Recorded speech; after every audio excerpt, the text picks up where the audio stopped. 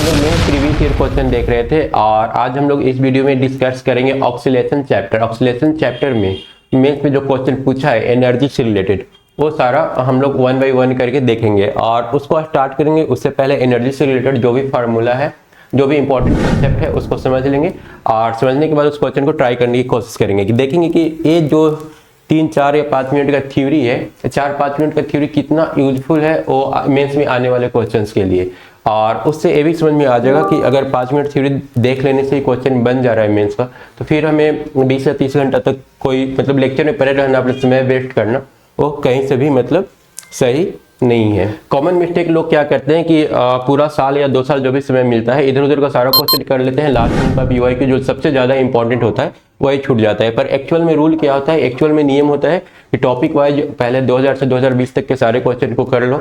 उसके बाद जब इस पर कॉन्फिडेंस हो जाए, लगे कि नहीं ये क्वेश्चंस अब हम बोर्ड पर सॉल्व कर सकते हैं, किसी को भी बता सकते हैं, बस एक बार कोई पूछे आकर के हमसे, ठीक है, तो स्टूडेंट को बैठ जाना चाहिए कि जो 2021-22-23 का जो फुल सिलेबस वाला जो मतलब एग्जाम हुआ है, मेन एग्जाम हुआ है, उसमें वो लोग कितना नंबर मार्क्स लेकर के आते हैं, क्योंकि वहाँ पर उनको पता होता है कि इतना मार्क्स लाने पर इतना रैंक, क्योंकि प्रीवियस में एग्जाम हो चुका है, उसका रिजल्ट आ चुका है, तो स्टूडेंट को क्लीन पता चल जाता है कि मतलब इतना नंबर अगर हम सही कर रहे हैं तो इतना रैंक आने का चांसेस है।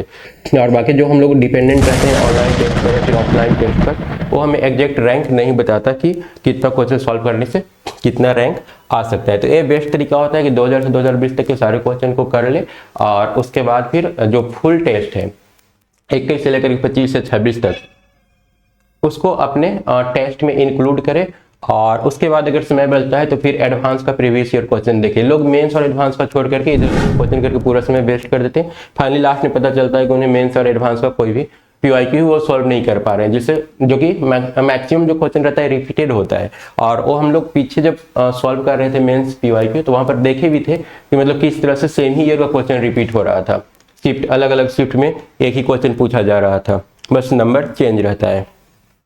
तो एक बार चलते हैं, देख लेते हैं पहले टॉपिक 2। टॉपिक 2 हम लोगों को करना था, टॉपिक 1 ऑलरेडी हम लोग कर चुके थे, तो यहाँ से चल जाते हैं हम लोग mains previous year class 12th level mains physics, ठीक है। और आते हैं ऑक्सीलेशन में।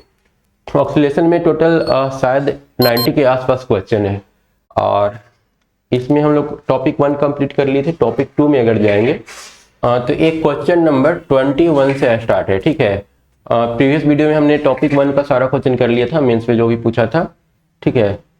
और ये हम लोग का रहा टॉपिक 2। और टॉपिक 2 क्या है, energy in simple harmonic motion. Energy मतलब कौन सा, या तो काइनेटिक एनर्जी होगा, पोटेंशियल एनर्जी होगा, या फिर टोटल एनर्जी होगा। तो उस कंसेप्ट को समझ करके बस इसका जो क्वेश्चन है ना वो हम लोग को स्टार्ट कर देना है। अगर यहाँ पर देखें तो फर्स्ट क्वेश्चन, क्वेश्चन नंबर 21 में क्या पूछ रखा है, एक ग्राफ दे रखा है इस टाइप का और इसमें पूछा है the potential energy equal to kinetic energy of the oscillation at t equal to t/2।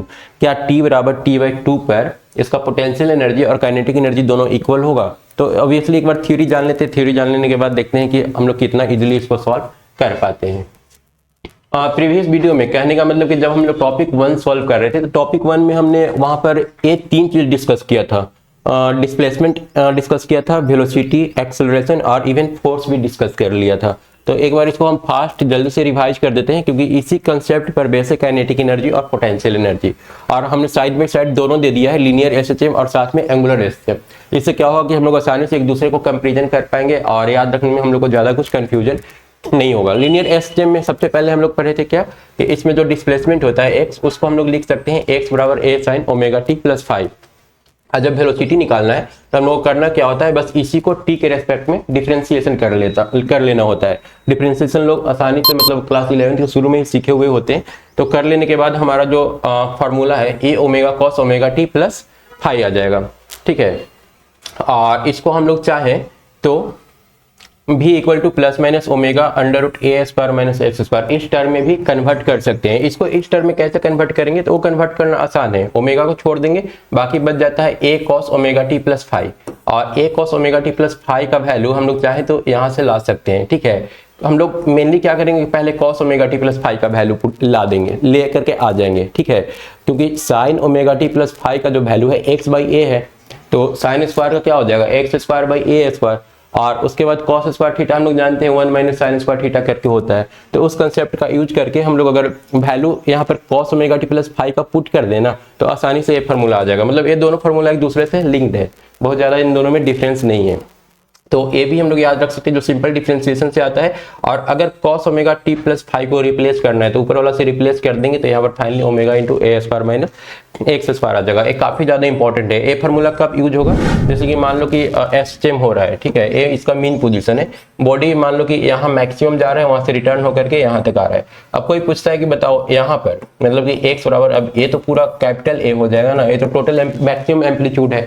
अब कोई हमसे पूछता है कि बताओ अगर एक्स का वैल्यू हम लोग a/2 लेते हैं, मतलब जब बीच पोजीशन पे है ऑब्जेक्ट, तो बताओ उसमें उसका वेलोसिटी क्या होगा। तो हम लोग आसानी से एक्स का वैल्यू इसमें पुट करके वेलोसिटी निकाल लेंगे कि बीच पोजीशन में वेलोसिटी क्या होगा।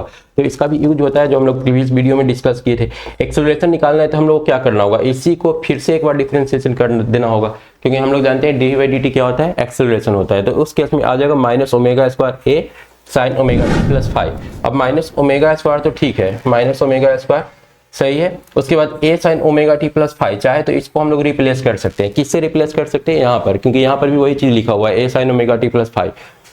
तो हम लोग का फॉर्मूला ऑटोमेटिक बन जाता है minus omega square into X, ठीक है। और यहीं पर ये भी पता चलता है कि अगर सिस्टम का केस है सिंपल हार्मोनिक मोशन है तो यहाँ पर जो एक्सेलरेशन होगा वो एक्स के डायरेक्टली प्रोपोर्शनल होगा, ठीक है। एक्सेलरेशन डायरेक्टली प्रोपोर्शनल एक्स होगा। यहाँ से अगर हम लोग फोर्स निकालना चाहें तो एम इंटू ए लिख सकते हैं, मतलब इसी में एम से मल्टीप्लाई कर देंगे तो एम ओमेगा स्क्वायर एक्स क्या आ जाएगा, फोर्स आ जाएगा। और इसको हम लोग चाहें तो माइनस के इफेक्टिव इंटू एक्स से कंपेयर कर सकते हैं, क्योंकि यहाँ पर क्या है, ये पूरा का पूरा टर्म कांस्टेंट है। इंटू एक्स, यहाँ भी वही चीज लिखा हुआ है, के इफेक्टिव मतलब एक कांस्टेंट टर्म है इंटू एक्स। तो यहाँ से के इफेक्टिव का एक वैल्यू आ जाता है जो कि एम इंटू ओमेगा स्क्वायर के बराबर है। तो ये भी काफी ज्यादा इंपॉर्टेंट है, इसका हम लोग काफी जगह पर यूज करते हैं। और एक बार जब लीनियर वाला सारा कुछ इजीली समझ में आ गया, बढ़िया अच्छा से मतलब दिमाग में बैठ गया, तो इसमें हम लोग को बिल्कुल टाइम नहीं लगेगा, ये तुरंत ही हो जाएगा। अब हम लोग काइनेटिक एनर्जी शुरू से क्या पढ़ते आ रहे हैं, काइनेटिक एनर्जी होता है हाफ एम वी स्क्वायर।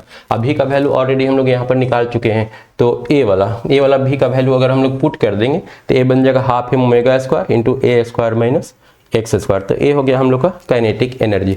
इसको अगर हम लोग चाहे तो दूसरे टर्म में भी लिख सकते हैं, क्योंकि हाफ एम को छोड़ देंगे, भी का एक और भी तो वैल्यू है, ए भी अगर पुट कर देंगे ना तो हमारा जो काइनेटिक एनर्जी है कॉस के टर्म में आ जाएगा।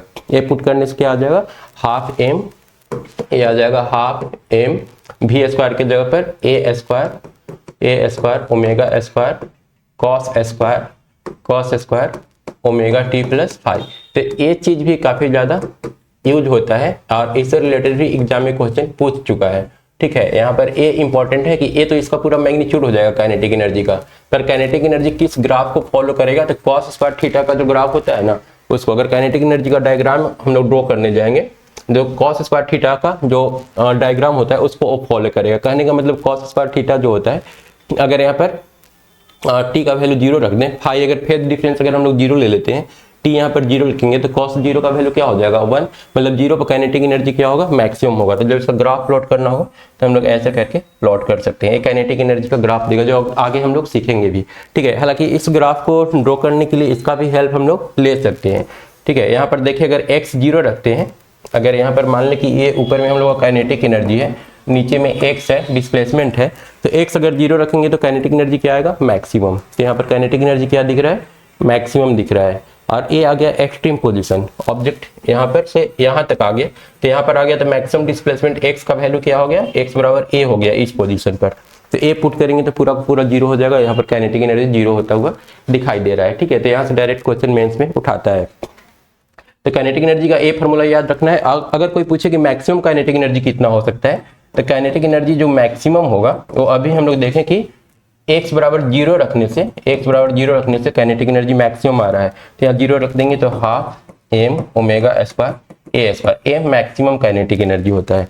टोटल एनर्जी निकालेंगे तो kinetic energy plus potential energy के सम के बराबर होगा। अब पोटेंशियल एनर्जी कैसे निकालेंगे, पोटेंशियल एनर्जी निकालने के लिए हम लोग फार्मूला भी क्या करें, हम लोग जानते हैं कि पोटेंशियल एनर्जी जो होता है वो होता है फोर्स इंटू डिस्प्लेसमेंट के बराबर। तो एफ इंटू dx कर देंगे, और f का वैल्यू कितना रखना है, f का वैल्यू हम लोग यहाँ पर देखें माइनस के एक्स, ठीक है। f का वैल्यू यहाँ पर k इफेक्टिव इंटू एक्स, तो हम यहाँ पर माइनस के एक्स लिख देंगे और dx। तो a कितना आ जाएगा kx स्क्वायर बाई, मैग्नीट्यूड की बात करें तो kx स्क्वायर बाई 2 आ जाएगा। और k का वैल्यू कितना पुट कर देना है, k का वैल्यू हम लोग अभी सीखे थे यहाँ पर कि m ओमेगा स्क्वायर होता है, और हमने बताया था कि m ओमेगा स्क्वायर क्या है, काफी ज्यादा इंपॉर्टेंट है। तो a ऑटोमेटिक बन जाएगा हाफ k का value m omega square x square, मतलब half m omega square into x square. एक इसका फॉर्मूला बन जाता है, पोटेंशियल एनर्जी का बन जाता है। पोटेंशियल एनर्जी का अगर ग्राफ प्लॉट करने की कोशिश करेंगे तो यहाँ पर देख रहे हैं कि ये जो वैल्यू है ना x बराबर 0 पर क्या है 0, तो 0 पर 0 कर देंगे, x बराबर a पर जाएंगे तो ये मैक्सिमम मिलेगा। तो यहाँ पर इस टाइप से, और फिर यहाँ पर 0, तो इस टाइप से एक ग्राफ जाता है पोटेंशियल एनर्जी का। मैक्सिमम जहाँ पर डिस्प्लेसमेंट होगा वहाँ पर पोटेंशियल एनर्जी 0, पोटेंशियल एनर्जी क्या हो जाएगा मैक्सिमम, काइनेटिक एनर्जी क्या हो जाएगा 0।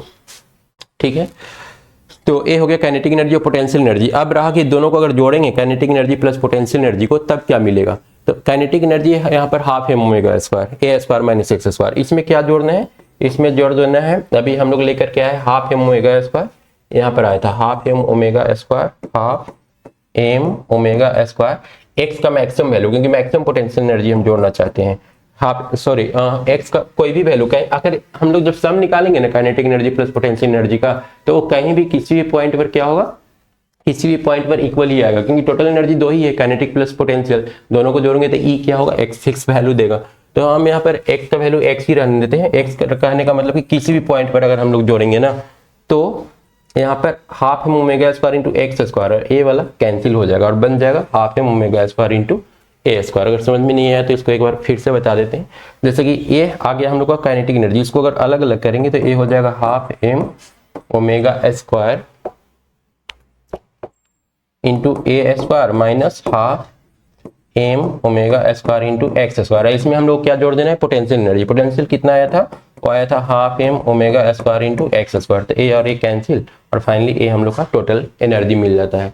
तो एक कहानी है टोटल एनर्जी का। ग्राफ भी बनाना हम लोग सीख गए, हालांकि ग्राफ का एक बार फिर से हम दूसरा पेज पर ले जा करके और थोड़ा सा और उसको क्लियर कर देंगे। उसके बाद आते हैं एंगुलर में। तो एंगुलर में होता क्या है, एंगुलर में हम लोग देख रहे हैं यहाँ पर जो लीनियर डिस्प्लेसमेंट था वो एंगुलर डिस्प्लेसमेंट में कन्वर्ट हो गया, मतलब एक्स चेंज हो गया थीटा से। ए यहाँ पर मैक्सिमम एम्पलीट्यूड था, मैक्सिमम एम्पलीट्यूड से ही चेंज होगा थीटा नॉट से। ठीक है, मैक्सिमम एंगुलर डिस्प्लेसमेंट ए हो जाएगा, और ए मैक्सिमम लीनियर डिस्प्लेसमेंट था। उसके अलावे अगर भी देखे तो थीटा डॉट यहाँ पर लिखा हुआ है। थीटा डॉट मतलब इसका एक बार डिफरेंशिएशन करेंगे तो एंगुलर वेलोसिटी मिल जाएगा। ये जो लीनियर वेलोसिटी था एंगुलर वेलोसिटी में कन्वर्ट हो गया। लीनियर एक्सेलरेशन इसको अल्फा या फिर थीटा डबल डॉट कर सकते हैं, उसमें कन्वर्ट हो गया।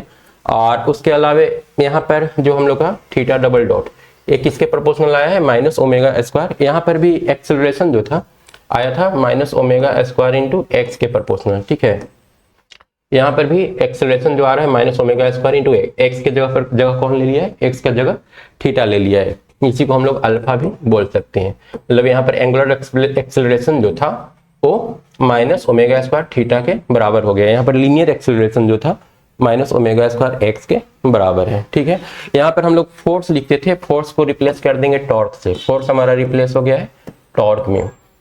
फोर्स बराबर m omega square x, x theta में रिप्लेस हो जाएगा, और यहाँ पर k इफेक्टिव इंटू एक्स, यहाँ पर k इफेक्टिव इंटू एक्स के जगह पर थीटा। और एक चीज और, यहाँ पर जो m था मास, मास हम लोग का रिप्लेस हो गया है मोमेंट ऑफ इनर्शिया में।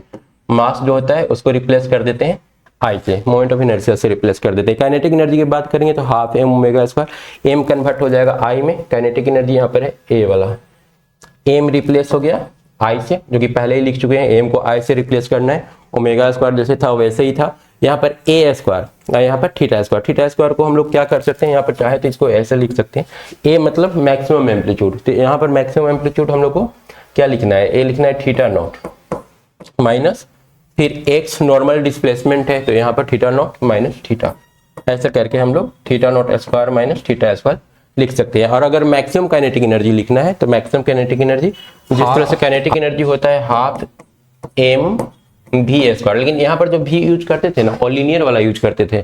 पर यहाँ पर हम लोग इसको लीनियर वाला यूज ना करके इसको कर देंगे हाफ m के जगह i, और v के जगह हम लोग का v यहाँ पर a है थीटा डॉट, तो यहाँ पर हम लोग क्या लिखना होगा, थीटा डॉट का स्क्वायर। तो ये भी हम लोग काइनेटिक एनर्जी के टर्म में यूज कर सकते हैं। यहाँ पर क्या यूज करना होगा, हाफ आई थीटा डॉट और इसका पावर 2।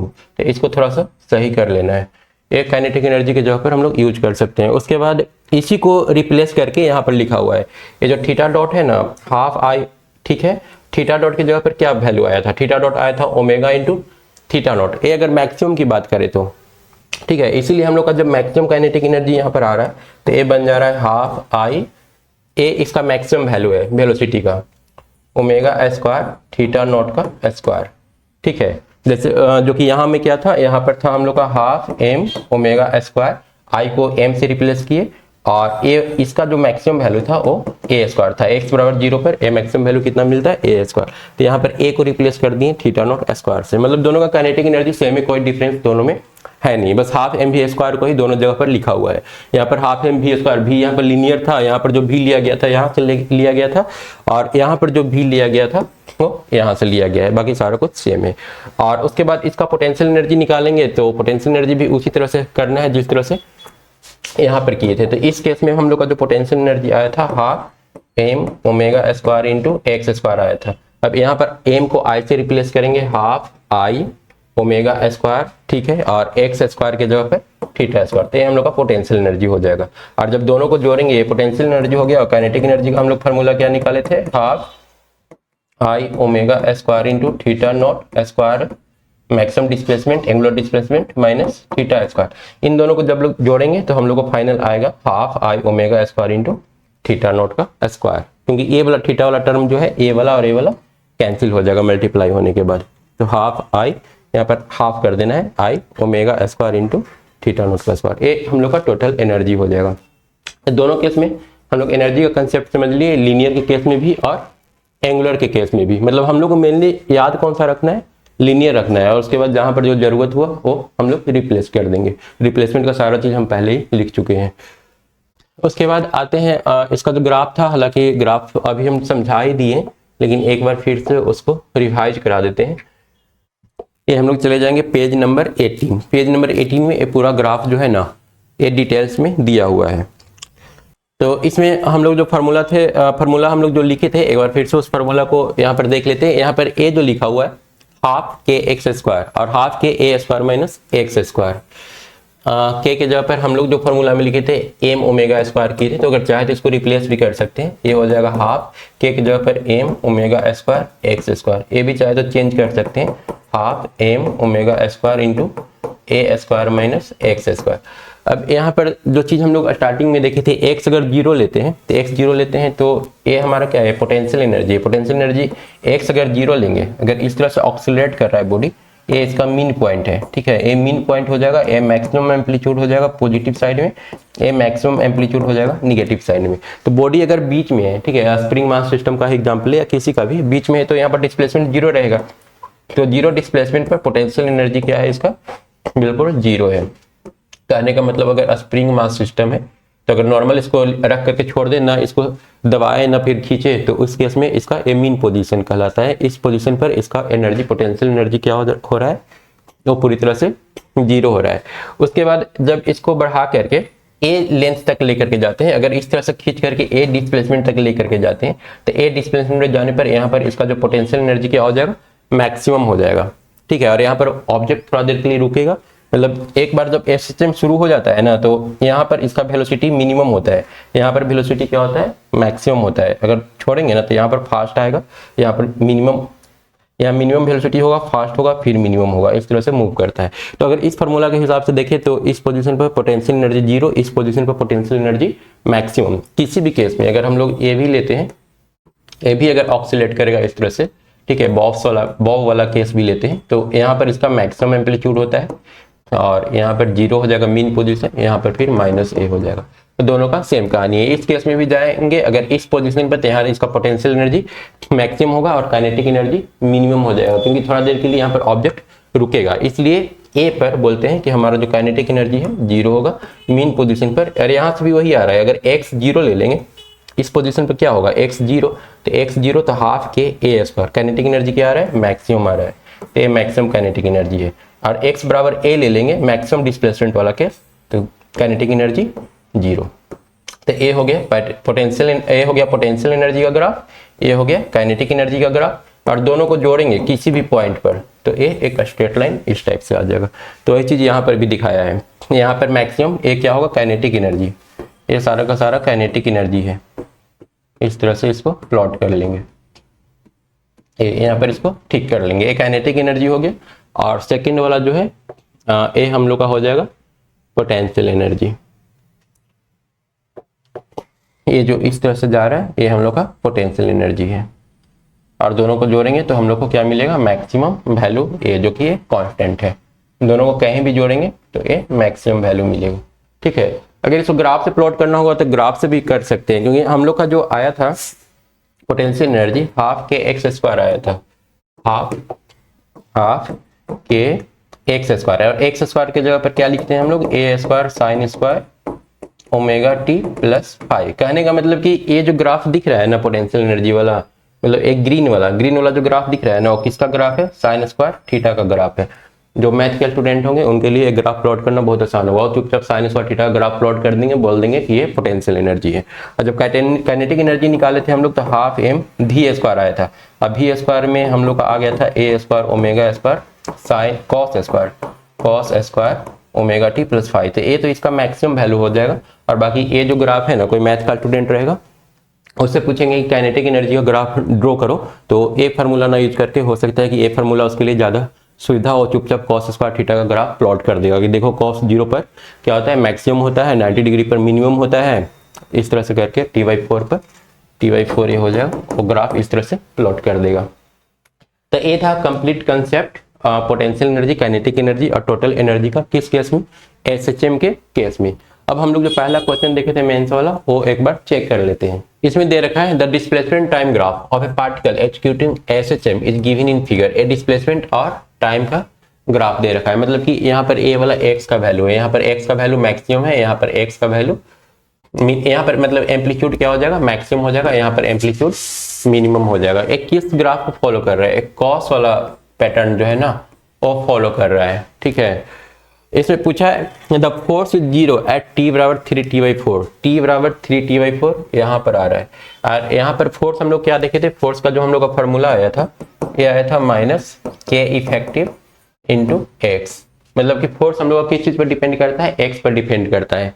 एक्स मतलब नीचे वाला टाइम है, नीचे वाला को एक्स नहीं समझना है, नीचे वाला क्या है, टाइम है। एक्स कौन सा है, ऊपर वाला है, और एक्स का ए मैक्सिमम वैल्यू है, और बाकी ए एक्स का मैक्सिमम वैल्यू हो जाएगा, ए एक्स का मिनिमम वैल्यू हो जाएगा, ए मीन पॉइंट हो जाएगा जिसमें ऊपर नीचे ए ऑक्सीलेट कर रहा है। ठीक है, अब इस पॉइंट पर हम लोग जाते हैं 3t/4 पर, तो देख रहे हैं कि x का वैल्यू क्या है, 0 है। तो जब ये 0 पुट करेंगे तो f का वैल्यू क्या हो जाएगा, 0 हो जाएगा। तो 4 से 0 है, t बराबर 3t/4, मतलब कि ये हम लोग का ऑप्शन सही दिया है। अगला acceleration is maximum at t बराबर t। तो t बराबर t पर अगर हम लोग जानते हैं तो यहाँ पर डिस्प्लेसमेंट क्या है, डिस्प्लेसमेंट मैक्सिमम है ना। डिस्प्लेसमेंट अगर मैक्सिमम है तो फोर्स भी क्या हो जाएगा, मैक्सिमम होगा। अब फोर्स मैक्सिमम होगा तो फिर एक्सेलरेशन भी मैक्सिमम होगा। हम लोग क्या जानते हैं, फोर्स बराबर मास इनटू एक्सेलरेशन। मास तो कांस्टेंट रहेगा, और एक्सेलरेशन अगर निकालना है तो एक्सेलरेशन किस चीज पर डिपेंड करेगा। यहाँ पर हम लोग देख रहे हैं कि एम ए बराबर के इफेक्टिव इंटू एक्स। तो ए डायरेक्टली प्रोपोर्शनल क्या आ रहा है, एक्स का आ रहा है, मतलब एक्स मैक्सिमम तो एक्सेलरेशन भी मैक्सिमम। तो दूसरा ऑप्शन भी हम लोग क्या हो गया, सही हो गया। Acceleration is maximum at t बराबर t बराबर t पर चूंकि x मैक्सिमम है इसलिए ऑटोमेटिक एक्सेलरेशन मैक्सिमम हो जाएगा। Speed is maximum at t बराबर t/4, t बराबर 4 यहाँ पर द स्पीड इस पॉइंट पर बोल रहा है क्या स्पीड मैक्सिमम होगा। तो हम लोग का जो स्पीड v आया था, v हम लोग का आया था omega into under root a square minus x square. ये हम लोग v का फॉर्मूला पढ़े थे। ठीक है, अब इसमें बोल रहा है t/4 पर, t/4 पर x क्या है, मिनिमम है, x 0 कर देंगे, 0 कर देंगे तो v क्या आ जाएगा, मैक्सिमम आ जाएगा। The speed is maximum at t बराबर t/4। तो ये ऑप्शन भी हम लोग का सही है। t बराबर t/4 पर हम लोग का स्पीड क्या आ रहा है, मैक्सिमम आ रहा है। मतलब कि जहां पर डिस्प्लेसमेंट मिनिमम होगा वहां पर स्पीड मैक्सिमम होगा। स्प्रिंग वाला केस में हम लोग देखे भी थे कि जब स्प्रिंग जैसे यहाँ पर अगर बॉडी इस तरह से लगा हुआ है तो एक बार इसको छोड़ने खींच करके अगर छोड़ दो ना तो मैक्सिमम पॉइंट पर जब यहाँ पहुंचता है तो थोड़ा देर के लिए ऑब्जेक्ट रुकता है, स्पीड बढ़ते जाता है, यहाँ पर मैक्सिमम हो जाता है, फिर यहाँ पर जाकर के थोड़ा देर रुकेगा। मतलब जो मीन पोजीशन होता है ना, जहाँ पर डिस्प्लेसमेंट जीरो होता है, वहाँ पर वेलोसिटी ऑटोमेटिक मैक्सिमम हो ही जाता है। उसके बाद the potential energy is equal to kinetic energy at t बराबर टी बाई टू। तो टी बराबर टी बाई टू ए वाला केस है, ठीक है। यहाँ पर क्या हो जाएगा, दो दो कैंसिल होकर के टी बाई टू। अब यहाँ पर इसका जो डिस्प्लेसमेंट है वो माइनस ए के बराबर है। अब इस पोजीशन पर हम लोग को चेक करना है कि पोटेंशियल एनर्जी इक्वल हुआ काइनेटिक एनर्जी का। एक्चुअली अगर हम लोग ग्राफ प्लॉट करने की कोशिश करें तो अभी हम लोग पोटेंशियल एनर्जी और काइनेटिक एनर्जी का ग्राफ देखे थे। हम लोग का जो ग्राफ आया था वो इस टाइप से आया था। ए था हम लोग का ग्राफ काइनेटिक एनर्जी का, ठीक है। इसके लिए ए जीरो, ए वाला कितना हो जाएगा 90 डिग्री, मतलब कि टी बाई फोर, ये हो जाएगा पॉइंट टी बाई टू का, ठीक है। और उसके बाद जब हम लोग पोटेंशियल एनर्जी का प्लॉट किए थे ग्राफ, तो वो कुछ इस टाइप से आया था, तो इस टाइप से आया था पोटेंशियल एनर्जी का। तो किस किस जगह पर एक काइनेटिक एनर्जी और पोटेंशियल एनर्जी इक्वल होता है, एक तो यहाँ पर दिख रहा है, यहाँ पर इक्वल होगा, एक यहाँ पर इक्वल होगा, है ना। और किसी पॉइंट पर अगर टी बाई टू पर हम लोग देखें ना, तो टी बाई टू पर जब काइनेटिक एनर्जी मैक्सिमम है तो पोटेंशियल एनर्जी क्या है, मिनिमम है। तो ये ऑप्शन हम लोग का ऑटोमेटिक गलत हो गया, 4 नंबर। टी बाई फोर पर ऐसा कुछ नहीं हो रहा है। यहाँ पर अगर हम लोग पोटेंशियल एनर्जी ग्राफ ड्रॉ करने की कोशिश करेंगे तो जहाँ काइनेटिक एनर्जी मैक्सिमम है वहाँ पोटेंशियल एनर्जी क्या हो जाएगा, मिनिमम हो जाएगा। तो यहाँ पर काइनेटिक एनर्जी मैक्सिमम है, ठीक है। अगर इसका मैग्नीट्यूड की बात करें तो यहाँ पर पोटेंशियल एनर्जी क्या हो जाएगा, मिनिमम हो जाएगा, जीरो के बराबर हो जाएगा।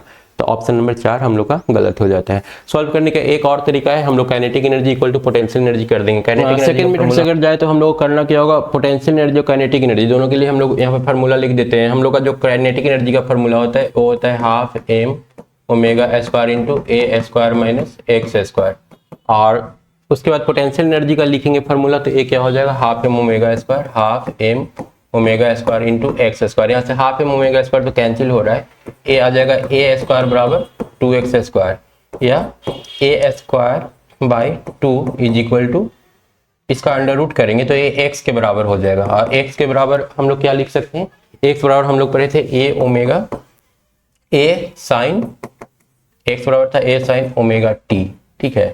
फेज डिफरेंस को हम लोग जीरो एज्यूम करके चलते हैं, तो यहाँ से a आ जाएगा a by root 2 is equal to a sine omega t. यहाँ से a कैंसिल, मतलब कि साइन 45 डिग्री 45 डिग्री बराबर ओमेगा टी, ठीक है। ओमेगा टी का वैल्यू कितना आ जा रहा है, साइन 45 डिग्री का वैल्यू कितना होता है, या फिर डायरेक्ट यहाँ पर ही हम लोग वैल्यू पुट कर ले, 1 बाई रूट 2 बराबर साइन ओमेगा इंटू टी। और साइन ओमेगा का वैल्यू क्या होता है, 2 पाई बाई टी होता है। और टी का वैल्यू कितना लेने बोला है, टी का वैल्यू बोला है कि टी बाई टू लो, तो यहाँ पर टी बाई टू अगर ले लेंगे तो ये साइन पाई आ रहा है is equal to sine pi. But sine pi is equal to 1 by root 2 possible नहीं है। साइन पाई का वैल्यू क्या होता है, जीरो होता है। तो इसलिए हम लोग दो तरह से मतलब बोल सकते हैं कि potential energy kinetic energy T by to पर इक्वल नहीं होगा। ग्राफ मेथड से भी सॉल्व कर सकते हैं, और अगर मैथमेटिकली इस तरह से जाना है तो इस तरह से भी हम लोग जा सकते हैं। तो ये था हम लोग का क्वेश्चन नंबर 21। उसके बाद नेक्स्ट वीडियो में देखेंगे आगे का सारा क्वेश्चन जो इन्हीं फार्मूला से, मतलब जो अभी हम लोग फार्मूला पढ़े उन्हीं से पूरी तरह से रिलेटेड होगा।